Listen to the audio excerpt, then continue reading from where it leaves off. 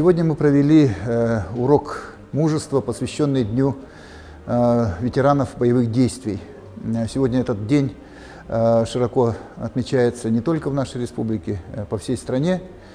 И отрадно, что сегодня в этом уроке мужества, во-первых, принял, конечно же, непосредственный участник специальной военной операции, ветеран боевых действий Кутуков Сергей Геннадьевич, который сегодня является сотрудником Министерства обороны, специалистом нашего центра по отбору.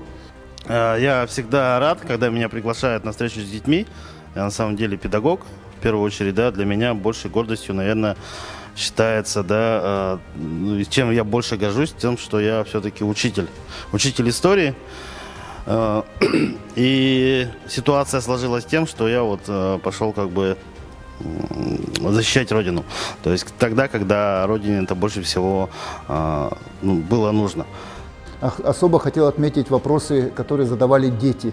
Причем такие очень вдумчивые, глубокие вопросы. Я вот даже обратил внимание на то, что девочка 11 лет, казалось бы, совсем маленькая девочка, задавала такие вопросы, и чувствовалось в ее глазах, что она как бы вот проживает эту ситуацию, да? Для нее она много значит.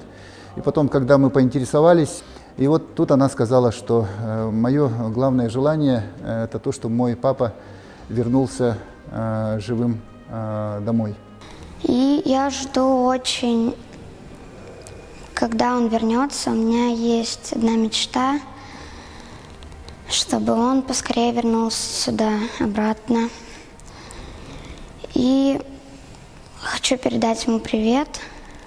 Конечно, нужно все-таки более глубоко относиться к таким событиям, историческим событиям, с которыми сегодня сталкивается наша страна, наше общество.